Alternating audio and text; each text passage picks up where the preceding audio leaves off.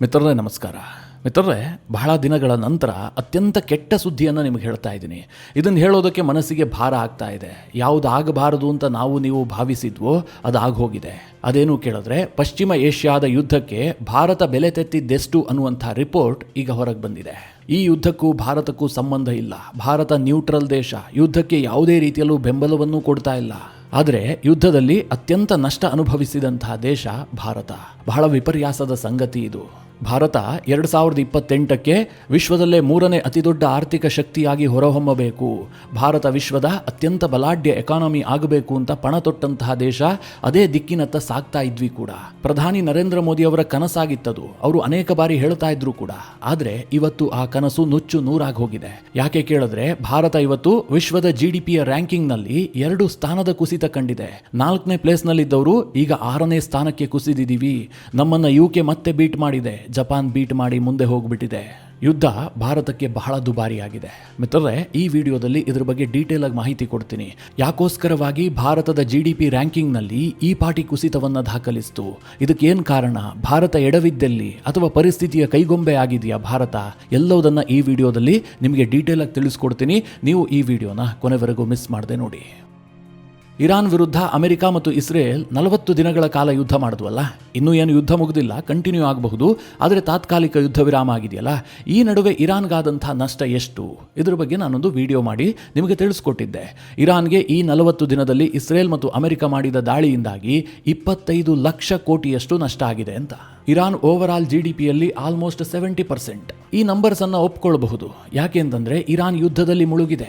America ಮತ್ತು Israel ಸೇರ್ಕೊಂಡು ಸಾವಿರಾರು ಬಾಂಬ್ಗಳನ್ನು ತಂದು ಇರಾನ್ ಮೇಲೆ ಸುರಿದಿದ್ದಾವೆ. ಆದರೆ ಮಿತ್ರರೇ, ಭಾರತ ಬಹಳ ದೂರದಲ್ಲಿರುವಂತಹ ದೇಶ. ಭಾರತಕ್ಕೂ ಯುದ್ಧಕ್ಕೂ ಸಂಬಂಧ ಇಲ್ಲ. ಭಾರತ ಯಾವ ರೀತಿಯಲ್ಲೂ ಯುದ್ಧದಲ್ಲಿ ಎಂಟ್ರಿ ಆಗಿಲ್ಲ. ಆದರೂ ಕೂಡ ಭಾರತದ ಎಕಾನಮಿ ಪಾತಾಳಕ್ಕೆ ಕುಸಿದಿದೆ. ಹಲವು ವರ್ಷದಿಂದ ಭಾರತ GDPಯಲ್ಲೇನು ಸಾಧನೆಯನ್ನ ಮಾಡಿತ್ತಲ್ಲ, ಅದು ಮಣ್ಣು ಮುಕ್ಕಿ ಹೋಗಿದೆ. ಈ ಸುದ್ದಿಯನ್ನು ಹೇಳೋದಕ್ಕೆ ಬಹಳ ಬೇಸರ ಆಗ್ತಾ ಇದೆ. ಯಾಕೆಂತಂದರೆ, ನಾವು ನೀವೇ ಚರ್ಚೆ ಮಾಡ್ತಾ ಇದ್ವಿ, ಭಾರತದ ಅಭಿವೃದ್ಧಿಯ ದರ ಇದೆಯಲ್ಲ, ಇದು ವಿಶ್ವದಲ್ಲೇ ನಂಬರ್ 1 ಆಗಿದೆ. ಆದಷ್ಟು ಶೀಘ್ರದಲ್ಲಿ ಭಾರತ ವಿಶ್ವದ 3ನೇ ಆರ್ಥಿಕ ಶಕ್ತಿಯಾಗಿ ಹೊರಹೊಮ್ಮುತ್ತೆ. ಇದನ್ನು ನಾವು ನೀವು ಚರ್ಚೆ ಮಾಡ್ತಾ ಇದ್ವಿ. ಆದರೆ ಇವತ್ತು ವಿಪರ್ಯಾಸ ಏನು ಗೊತ್ತಾ, ಭಾರತದ GDP ರ್ಯಾಂಕಿಂಗ್ ಬಹಳ ದೊಡ್ಡ ಮಟ್ಟದಲ್ಲಿ ಕುಸಿತವನ್ನು ದಾಖಲಿಸಿದೆ. IMF 2026ರ GDP ರ್ಯಾಂಕಿಂಗ್ ಅನ್ನು ರಿಲೀಸ್ ಮಾಡಿದೆ. ಇದರಲ್ಲಿ ಭಾರತ 6ನೇ ಪ್ಲೇಸ್ಗೆ ಹೊರಟು ಹೋಗಿದೆ.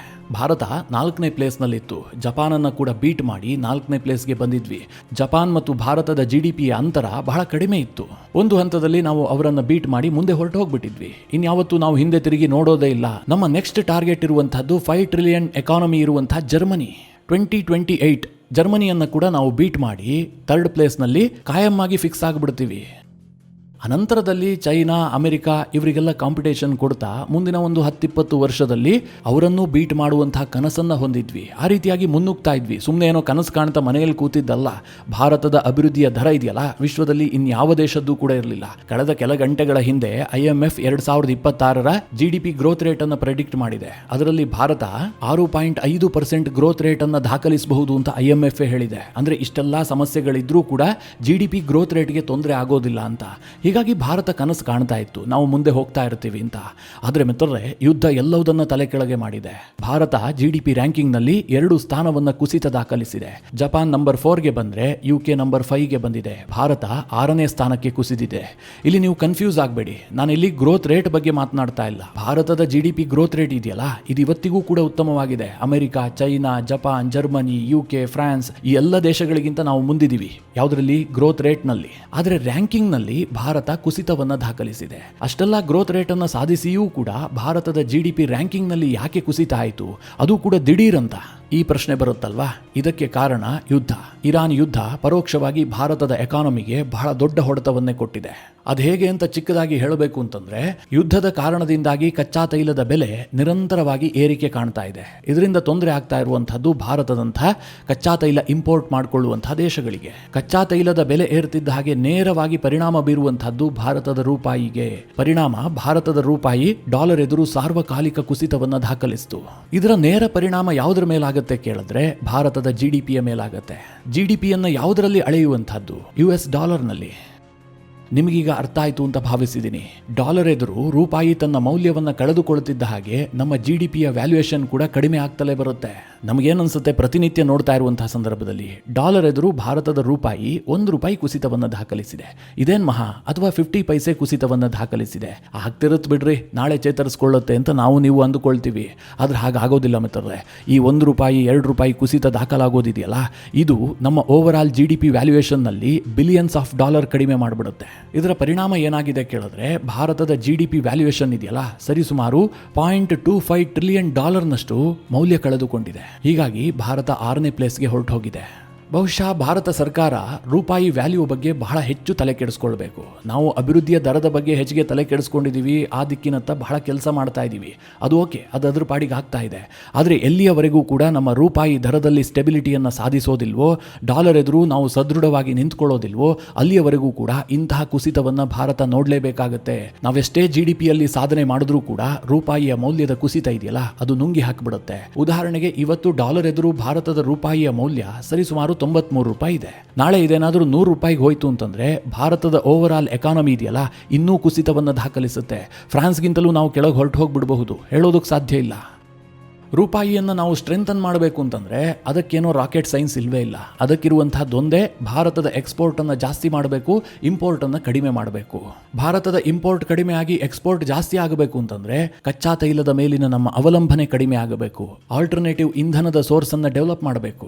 ಇಲ್ಲದೆ ಹೋದರೆ ಈ ರೀತಿಯಾಗಿ ನಮ್ಮ GDP ರ್ಯಾಂಕ್ ಕುಸಿತ ಇದೆಯಲ್ಲ, ಇದು ಭಾರತಕ್ಕೆ ಇನ್ನಷ್ಟು ಡ್ಯಾಮೇಜ್ ಅನ್ನು ಮಾಡುತ್ತೆ. 2025 ಮಾರ್ಚ್ ವೇಳೆಗೆ ಭಾರತದ ರೂಪಾಯಿ ಸರಿಸುಮಾರು $1ಗೆ ₹84 ಇತ್ತು. ಅದೇ ಈ ವರ್ಷದ ಮಾರ್ಚ್ನಲ್ಲಿ, ಅಂದರೆ 2026 ಮಾರ್ಚ್ನಲ್ಲಿ ಸರಿಸುಮಾರು $1ಗೆ $94 ಕೂಡ ರೀಚ್ ಆಗಿತ್ತು. ಅಂದರೆ ಒಂದು ವರ್ಷದ ಅವಧಿಯಲ್ಲಿ ಭಾರತದ ರೂಪಾಯಿ ₹10 ಮೌಲ್ಯವನ್ನು ಕಳೆದುಕೊಂಡಿದೆ. ಒಂದು ವೇಳೆ ಇವತ್ತೇನಾದರೂ $1ಗೆ ಭಾರತದ ರೂಪಾಯಿಯ ಮೌಲ್ಯ ₹84 ಇದ್ದಿದ್ದೇ ಆಗಿದ್ರೆ ಭಾರತ ಇವತ್ತು ವಿಶ್ವದ 3ನೇ ಆರ್ಥಿಕ ಶಕ್ತಿ ಆಗೋದಕ್ಕೆ ಸಮೀಪದಲ್ಲಿರ್ತಾ ಇತ್ತು. ನಮ್ಮ ಓವರ್ ಆಲ್ GDP $4.5 ಟ್ರಿಲಿಯನ್ ಅನ್ನು ದಾಟಿರ್ತಾ ಇತ್ತು. ಆದರೆ ಡಾಲರ್ ಎದುರು ನಿರಂತರವಾಗಿ ರೂಪಾಯಿ ತನ್ನ ಮೌಲ್ಯವನ್ನು ಕಳೆದುಕೊಳ್ತಿರುವ ಕಾರಣದಿಂದಾಗಿ ಭಾರತದ ಸಾಧನೆಗೆ ಅದು ಮಾರಕವಾಗಿ ಪರಿಣಮಿಸ್ತಾ ಇದೆ. ಮಿತ್ರರೇ, ಇದರಿಂದ ಭಾರತಕ್ಕೆ ಬಹಳಷ್ಟು ನೆಗೆಟಿವ್ ಎಫೆಕ್ಟ್ ಕೂಡ ಆಗುತ್ತೆ. ಈಗ ವಿದೇಶಿಗರು ಭಾರತದ ಸ್ಟಾಕ್ ಮಾರ್ಕೆಟ್ನಲ್ಲಿ ಹೂಡಿಕೆ ಮಾಡೋದಕ್ಕೆ ಬಹಳಷ್ಟು ಯೋಚಿಸ್ತಾ ಇದ್ದಾರೆ. ಈಗಾಗಲೇ ಅದರ ರಿಸಲ್ಟ್ ಕೂಡ ಬರೋದಕ್ಕೆ ಶುರುವಾಗಿದೆ. ಈ ಹಿಂದೆ ವಿದೇಶಿಗರು ಭಾರತದ ಸ್ಟಾಕ್ ಮಾರ್ಕೆಟ್ನಲ್ಲಿ ಹೂಡಿಕೆ ಮಾಡುವಂತಹ ಸಂದರ್ಭದಲ್ಲಿ ಏನು ಭಾವಿಸ್ತಾ ಇದ್ರು? ಭಾರತ ಇವತ್ತು ವಿಶ್ವದ 4ನೇ ಅತಿ ದೊಡ್ಡ ಆರ್ಥಿಕ ಶಕ್ತಿ, 3ನೇ ಅತಿ ದೊಡ್ಡ ಆರ್ಥಿಕ ಶಕ್ತಿ ಆಗೋದಕ್ಕೆ ಯತ್ನ ಮಾಡ್ತಾ ಇದೆ, ಭಾರತದ ಗ್ರೋತ್ ರೇಟ್ ಚೆನ್ನಾಗಿದೆ ಹೀಗಂತ ಭಾವಿಸ್ತಾ ಇದ್ರು. ಆದರೆ ಈಗ ಉಲ್ಟಾಗಿದೆ. ಇದರ ಜೊತೆಗೆ ಟ್ರಂಪ್ ಕೂಡ ಭಾರತಕ್ಕೆ ಕಳೆದ 1 ವರ್ಷದಿಂದ ಬಿಟ್ಟು ಬಿಡದೆ ಕಾಡ್ತಾ ಇದ್ದಾರೆ. ಅದು ಕೂಡ ನಮ್ಮ ಸ್ಟಾಕ್ ಮಾರ್ಕೆಟ್ ಮೇಲೆ ಬಹಳ ದೊಡ್ಡ ಪ್ರಹಾರವನ್ನು ಮಾಡಿದೆ. ಮೊದಲಿಗೆ ಟ್ಯಾರಿಫ್, ಈಗ ಯುದ್ಧ.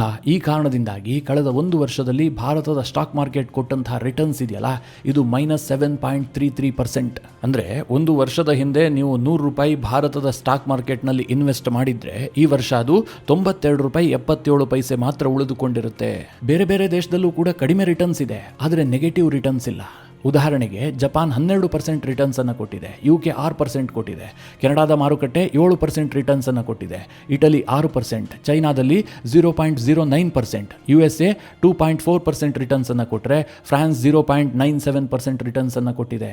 ಭಾರತ ಮಾತ್ರ ವಿಶ್ವದ ವೇಗವಾಗಿ ಅಭಿವೃದ್ಧಿ ಹೊಂದುತ್ತಿರುವಂತಹ ದೇಶವಾಗಿದ್ರೂ ಕೂಡ -7.33 ರಿಟರ್ನ್ಸ್ ಅನ್ನು ಕೊಟ್ಟಿದೆ. ಇದಕ್ಕೆ ಕಾರಣ ಏನು ಕೇಳಿದ್ರೆ ಟ್ರಂಪ್, ಅದರಲ್ಲಿ ಯಾವುದೇ ಡೌಟ್ ಇಲ್ಲ. ಆರಂಭದಲ್ಲಿ ವಿಪರೀತವಾಗಿ ಟ್ಯಾರಿಫ್ ಅಂತ ಭಾರತವನ್ನು ಬಾಧಿಸಿದ್ರು, ಭಾರತಕ್ಕೆ ಅತಿ ಹೆಚ್ಚು ಟ್ಯಾರಿಫ್ ಅನ್ನು ವಿಧಿಸಿ ಕುಳಿತಿದ್ರು. ಅದಾಗ್ತಿದ್ದ ಹಾಗೆ ಯುದ್ಧವನ್ನು ಶುರು ಮಾಡಿದ್ರು. ಇದೆಲ್ಲವೂ ಕೂಡ ಭಾರತಕ್ಕೆ ಬಹಳ ನೆಗೆಟಿವ್ ಮಾಡಿದೆ. ಮಿತ್ರರೇ, ಇದನ್ನು ಕೇಳಿದಾಗ ಸಹಜವಾಗಿ ಬೇಸರಗೊಳ್ತೀರಿ. ಹಾಗೆ ಮನಸ್ಸಿನಲ್ಲಿ ಒಂದು ಪ್ರಶ್ನೆ ಬರುತ್ತೆ, ಭಾರತ ಈಗ 4ನೇ ಪ್ಲೇಸ್ನಲ್ಲಿ ಇದ್ದಿದ್ದು 6ನೇ ಪ್ಲೇಸಿಗೆ ಹೋಗ್ಬಿಟ್ಟಿದೆ, ಹಾಗಾದರೆ ಯಾವಾಗ ಮರಳಿ 4ನೇ ಪ್ಲೇಸಿಗೆ ಬರುತ್ತೆ? ನಾವು ಯಾವತ್ತೂ ಕೂಡ ನಮ್ಮ ಕನಸೇನಿದೆ 3ನೇ ಪ್ಲೇಸಿಗೆ ಬರಬೇಕು, ವಿಶ್ವದ 3ನೇ ಅತಿ ದೊಡ್ಡ ಎಕಾನಮಿ ಆಗಬೇಕು 2028ಕ್ಕೆ ಅಂತ, ಅದು ಸಾಕಾರ ಆಗೋದಿಲ್ವಾ? ಈ ಪ್ರಶ್ನೆ ಬಹುತೇಕರಿಗೆ ಬಂದಿರುತ್ತೆ. ಮಿತ್ರರೇ, ಇದಕ್ಕೆ IMF ಉತ್ತರ ಕೊಟ್ಟಿದೆ. ಈಗೇನು ನೀವು ನೋಡ್ತಾ ಇದ್ರಲ್ಲ ಸ್ಕ್ರೀನ್ ಮೇಲೆ, ಇದು IMF 2026 ಡೇಟಾವನ್ನು ಕೊಡ್ತಾ ಇರೋದು. ಅಂದರೆ 2026ರಲ್ಲಿ ಯಾವ್ಯಾವ ದೇಶದ GDP ಎಷ್ಟಿದೆ ಅಂತ. ನಂಬರ್ 1 ಪ್ಲೇಸ್ನಲ್ಲಿರುವಂತಹದ್ದು ಯುನೈಟೆಡ್ ಸ್ಟೇಟ್ಸ್, ಅಂದರೆ ಅಮೆರಿಕದ ಒಟ್ಟು GDP ಇದೆಯಲ್ಲ, ಇದು $32.38 ಟ್ರಿಲಿಯನ್. ಇವರೇ ನಂಬರ್ 1 ಪ್ಲೇಸ್ನಲ್ಲಿರೋದು. 2ನೇ ಪ್ಲೇಸ್ನಲ್ಲಿರುವಂಥದ್ದು ಚೈನಾ 20.85 ಟ್ರಿಲಿಯನ್ ಡಾಲರ್ ಎಕಾನಮಿಯನ್ನು ಹೊಂದಿದೆ. ಹಾಗೆ ಜರ್ಮನಿ 3ನೇ ಪ್ಲೇಸ್ನಲ್ಲಿದೆ. ಇದರಲ್ಲಿ ಯಾವುದೇ ವ್ಯತ್ಯಾಸ ಆಗಿಲ್ಲ. ಜರ್ಮನಿಯ ಒಟ್ಟು GDP 5.45 ಟ್ರಿಲಿಯನ್ ಡಾಲರ್. ಈಗ 4ನೇ ಪ್ಲೇಸಿಗೆ ಬಂದಿರುವಂಥದ್ದು ಜಪಾನ್ನ ಒಟ್ಟು GDP ಇದೆಯಲ್ಲ, ಇದು 4.38 ಟ್ರಿಲಿಯನ್ ಡಾಲರನ್ನು ಹೊಂದಿದೆ. ಹಾಗೆ 5ನೇ ಪ್ಲೇಸ್ನಲ್ಲಿ ಯುನೈಟೆಡ್ ಕಿಂಗ್ಡಮ್ UK ಇದೆ. ಅವರ GDP 4.26 ಟ್ರಿಲಿಯನ್ ಡಾಲರ್. ಭಾರತ 6ನೇ ಪ್ಲೇಸ್ಗೆ ಕುಸಿದಿದೆ. ಭಾರತದ ಒಟ್ಟು GDP 4.15 ಟ್ರಿಲಿಯನ್ ಡಾಲರ್. ಮಿತ್ರರೇ, ಇಲ್ಲಿ ಗಮನಿಸಬೇಕಾದ ಅಂಶ ಏನು ಗೊತ್ತಾ?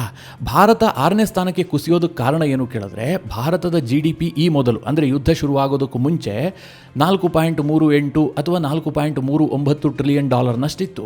ಈಗೇನು ರೂಪಾಯಿ ವ್ಯಾಲ್ಯೂ ಕುಸಿತಾ ಇದೆಯಲ್ಲ, ಈ ಕಾರಣದಿಂದಾಗಿ ಭಾರತದ ಓವರಾಲ್ GDPಯ ವ್ಯಾಲ್ಯೂಯೇಷನ್ ಇದೆಯಲ್ಲ, ಇದು ಕಡಿಮೆ ಆಗಿದೆ. ಹೀಗಾಗಿ ಭಾರತದ GDP 4.15 ಟ್ರಿಲಿಯನ್ ಡಾಲರ್ಗೆ ಕುಸಿದಿದೆ. ಹೀಗಾಗಿ ಭಾರತ 6ನೇ ಪ್ಲೇಸ್ಗೆ ಹೋಗಿರುವಂಥದ್ದು. ಇದು ಎಲ್ಲಿವರೆಗೆ ಇರುತ್ತೆ ಅಂತ IMF ಪ್ರೆಡಿಕ್ಟ್ ಮಾಡ್ತಾ ಇದೆ ಕೇಳಿದ್ರೆ, ನಾನು 2027ರ ಪ್ರೊಜೆಕ್ಷನ್ ಅನ್ನು ಹಾಕ್ತೀನಿ. ಅವಾಗ ನಿಮಗೆ ಗೊತ್ತಾಗುತ್ತೆ. ನೋಡಿ, ಟೋಟಲಿ ನಂಬರೇ ಚೇಂಜ್ ಆಗಿ ಹೋಗ್ಬಿಡ್ತು. US number 1 ಪ್ಲೇಸ್ನಲ್ಲಿದೆ. ಅವರು 33.79 ಟ್ರಿಲಿಯನ್ ಡಾಲರ್ಗೆ ಅವರ ಎಕಾನಮಿ ಏರಿಕೆ ಆಗುತ್ತೆ. ಚೈನಾದು 21.93 ಟ್ರಿಲಿಯನ್ ಡಾಲರ್ಗೆ ಏರುತ್ತೆ. ಹಾಗೆ ಜರ್ಮನಿ ಅದೇ 3ನೇ ಪ್ಲೇಸ್ನಲ್ಲಿರುತ್ತೆ, 5.64 ಟ್ರಿಲಿಯನ್ ಡಾಲರ್ಗೆ ಏರಿಕೆ ಆಗುತ್ತೆ. ಅದೇ ಭಾರತ ನೋಡಿ ಮತ್ತೆ 4ನೇ ಪ್ಲೇಸಿಗೆ ಬರುತ್ತೆ. ಭಾರತದ GDP ಇದೆಯಲ್ಲ, ಇದು 4.58 ಟ್ರಿಲಿಯನ್ ಡಾಲರ್ಗೆ ಬರುತ್ತೆ. ಭಾರತದ GDPಯಲ್ಲಿ ಬಹಳ ದೊಡ್ಡ ಬೆಳವಣಿಗೆ ಆಗುತ್ತೆ. ಇದನ್ನು IMF ಹೇಳ್ತಾ ಇದೆ 2027ರಲ್ಲಿ ಇದಾಗುತ್ತೆ ಅಂತ. ಹಾಗೆ ಜಪಾನ್ ಇದೆಯಲ್ಲ, ಅವರೇನು ಬಹಳ ಹಿಂದೆ ಹೋಗಿರೋದಿಲ್ಲ, 4.56 ಟ್ರಿಲಿಯನ್ ಡಾಲರ್ನಲ್ಲಿರ್ತಾರೆ. UK 4.47 ಟ್ರಿಲಿಯನ್ ಡಾಲರ್ನಲ್ಲಿರ್ತಾರೆ. ಭಾರತ ಹೇಗೆ 2027ರಲ್ಲಿ ರೀಗೈನ್ ಮಾಡಿಕೊಳ್ಳುತ್ತೆ ಕೇಳಿದ್ರೆ, ಭಾರತದ GDPಯ ಅಭಿವೃದ್ಧಿ ದರ. ಭಾರತ 6.53 GDP ಅಭಿವೃದ್ಧಿ ದರವನ್ನು ದಾಖಲಿಸಬಹುದು ಅಂತ IMF ಪ್ರೆಡಿಕ್ಟ್ ಮಾಡ್ತಾ ಇದೆ. ಅದೇ ಜಪಾನ್ ನೋಡಿ, ಕೇವಲ 0.62% GDP ಗ್ರೋತ್ ರೇಟನ್ನು ಹೊಂದಿದೆ. ಹಾಗೆ UK ಇದೆಯಲ್ಲ, ಅದು 1.30. ಅವರ GDP ಗ್ರೋತ್ ರೇಟ್ ಬಹಳ ಕಡಿಮೆ ಪ್ರಮಾಣದಲ್ಲಿದೆ. ಭಾರತದ GDP ಗ್ರೋತ್ ರೇಟ್ ನೀವು ಟಾಪ್ 10 ಅನ್ನು ಲೆಕ್ಕ ಹಾಕಿದ್ರೆ ಎಲ್ಲರಿಗಿಂತಲೂ ಕೂಡ ಜಾಸ್ತಿ ಇರೋದು. ಆದರೆ ಭಾರತಕ್ಕೆ ದೊಡ್ಡ ಮಟ್ಟದಲ್ಲಿ ತೊಡಕಾಗ್ತಾ ಇರುವಂತಹದ್ದೇನು? ಡಾಲರ್ ಎದುರು ನಮ್ಮ ರೂಪಾಯಿಯ ಮೌಲ್ಯ ಕುಸಿತಾ ಇರುವಂತಹದ್ದು. ನಾವೆಷ್ಟೇ ಅಭಿವೃದ್ಧಿಯ ದರವನ್ನು ಸಾಧಿಸಿದ್ರೂ ಕೂಡ ರೂಪಾಯಿಯ ವ್ಯಾಲ್ಯೂಯೇಷನ್ ಕುಸಿತಾ ಇದ್ರೆ ನಾವು ಅದನ್ನು ಉಳಿಸ್ಕೊಳ್ಳೋದಕ್ಕೆ ಸಾಧ್ಯ ಆಗೋದಿಲ್ಲ. ಪಟ್ಟಿಯಲ್ಲಿ ಮೇಲೆ ಹೋಗೋದಕ್ಕೆ ಸಾಧ್ಯ ಆಗೋದಿಲ್ಲ. ಸದ್ಯ IMF ಏನೋ 2027ಕ್ಕೆ ಭಾರತ ರಿಕವರ್ ಆಗುತ್ತೆ, ಮತ್ತೆ 4ನೇ ಪ್ಲೇಸ್ಗೆ ಬರುತ್ತೆ ಅಂತ ಪ್ರೆಡಿಕ್ಟ್ ಮಾಡ್ತಾ ಇದೆ. ಆದರೆ ಇದಾಗಬೇಕು ಅಂತಂದರೆ ಟ್ರಂಪ್ ಅವರ ಹುಚ್ಚಾಟ ನಿಲ್ಲಬೇಕು. ಈಗಲೂ ಕೂಡ ಯುದ್ಧ ನಿಲ್ಲುತ್ತೆ ಅನ್ನುವಂಥ ಯಾವುದೇ ಭರವಸೆಗಳಿಲ್ಲ. ಒಂದು ಕಡೆ ಮಾತುಕತೆ ಅಂತ ಹೇಳ್ತಾ ಇದ್ದಾರೆ, ಇನ್ನೊಂದು ಕಡೆ ಸೇನೆಯನ್ನು ಮಿಡಲ್ ಈಸ್ಟ್ಗೆ ರವಾನೆ ಮಾಡ್ತಾ ಇದ್ದಾರೆ. ಆ ರೀತಿಯ ವರದಿಗಳು ಕೂಡ ಬರ್ತಾ ಇದೆ. ಒಂದು ವೇಳೆ ಮಿಡಲ್ ಈಸ್ಟ್ನಲ್ಲಿ ಲಾಂಗ್ ಟರ್ಮ್ ಯುದ್ಧ ಆಗಿದ್ದೇ ಆದರೆ, ಅಲ್ಲಿ ಶಾಂತಿ ಸ್ಥಾಪನೆ ಆಗಿಲ್ಲ ಅಂತಾದರೆ ಭಾರತದ ಎಕಾನಮಿಗೆ ಇನ್ನಷ್ಟು ಹೊಡೆತ ಬೀಳುತ್ತೆ. ನಿಮಗೆ ನೆನಪಿರಲಿ, ಭಾರತ GCC ದೇಶಗಳೊಂದಿಗೆ $180 ಬಿಲಿಯನ್ ವ್ಯಾಪಾರವನ್ನು ಹೊಂದಿದೆ. ಭಾರತದ ಎನರ್ಜಿಯ ಮೂಲ ಅದು. ಜೊತೆಗೆ ಬಹಳ ದೊಡ್ಡ ಸಂಖ್ಯೆಯಲ್ಲಿ ಈ GCC ದೇಶಗಳಲ್ಲಿ ಭಾರತೀಯರು ವಾಸ ಮಾಡ್ತಾ ಇದ್ದಾರೆ. ಅವರಲ್ಲಿ ಕೆಲಸ ಮಾಡ್ತಾರೆ, ಹಣ ಗಳಿಸ್ತಾರೆ. ಭಾರತಕ್ಕೆ ಇದರಿಂದ ದೊಡ್ಡ ಪ್ರಮಾಣದಲ್ಲಿ ರೆಮಿಟೆನ್ಸ್ ಬರುತ್ತೆ. ಇದು ಕೂಡ ಮುಂದಿನ ದಿನಗಳಲ್ಲಿ ಕಡಿಮೆ ಆಗಬಹುದು. ಯುದ್ಧ ನಿಲ್ಲದೆ ಹೋದ್ರೆ ನಾನಾ ರೀತಿಯಲ್ಲಿ ಭಾರತಕ್ಕೆ ಹೊಡೆತ ಬೀಳುತ್ತೆ. IMF ಏನೋ 2027ರಲ್ಲಿ ಭಾರತ ರಿಕವರಿ ಆಗುತ್ತೆ, ಮೊದಲಿನ ಸ್ಟೇಜ್ಗೆ ಬರುತ್ತೆ ಅಂತ ಹೇಳಿದ್ರೂ ಕೂಡ ಯುದ್ಧ ಕಂಟಿನ್ಯೂ ಆದ್ರೆ ಈ ಸಾಧ್ಯತೆಗಳು ಕಡಿಮೆ ಇರುತ್ತೆ. ಹೀಗಾಗಿ ಭಾರತ ಬಯಸುವಂತಹದ್ದೇನು? ಪಾಕಿಸ್ತಾನವಾದರೂ ಪ್ರಯತ್ನ ಮಾಡಲಿ, ಇನ್ಯಾರಾದರೂ ಪ್ರಯತ್ನ ಮಾಡಲಿ, ಯುದ್ಧ ನಿಂತು ಹೋಗಲಿ, ಮೊದಲಿನ ಸ್ಟೇಜ್ಗೆ ಇಡೀ ಮಿಡಲ್ ಈಸ್ಟ್ ಬರಲಿ. ಇದಿಷ್ಟೇ ಭಾರತದ ಬಯಕೆ ಆಗಿರಬೇಕು. ಇಲ್ಲದೆ ಹೋದರೆ ಎಕಾನಮಿಕಲಿ ಭಾರತಕ್ಕೆ ಬಹಳ ದೊಡ್ಡ ನಷ್ಟ ಆಗುತ್ತೆ. ನಾವು ದಶಕದಲ್ಲಿ ಮಾಡಿದಂತಹ ಪ್ರಯತ್ನ ನೀರಿನಲ್ಲಿ ಹೋಮ ಆದಂತಾಗತ್ತೆ. ಮಿತ್ರರೇ, ಈ ವಿಚಾರದ ಕುರಿತಾಗಿ ನಿಮ್ಮ ಅನಿಸಿಕೆ ಅಭಿಪ್ರಾಯಗಳೇನು? ಕಮೆಂಟ್ ಮಾಡುವ ಮೂಲಕ ನಮಗೆ ತಿಳಿಸಿ. ಹಾಗೆ ನಿಮಗೆ ಈ ವಿಡಿಯೋ ಇಷ್ಟವಾದರೆ ಲೈಕ್ ಮಾಡಿ. ಜೊತೆಗೆ ನೀವಿನ್ನೂ ನಿಮ್ಮ ನೆಚ್ಚಿನ ಸಂಸ್ಕಾರ ಸೌರಭ ಯೂಟ್ಯೂಬ್ ಚಾನಲ್ನ ಸಬ್ಸ್ಕ್ರೈಬ್ ಮಾಡಿಲ್ಲ ಅಂತಾದರೆ ಈ ಕೂಡಲೇ ಸಬ್ಸ್ಕ್ರೈಬ್ ಮಾಡಿ. ಮುಂದಿನ ಎಲ್ಲ ಅಪ್ಡೇಟ್ಗಳ ನೋಟಿಫಿಕೇಷನ್ಗಾಗಿ ಬೆಲ್ ಐಕಾನ್ ಒತ್ತಿ.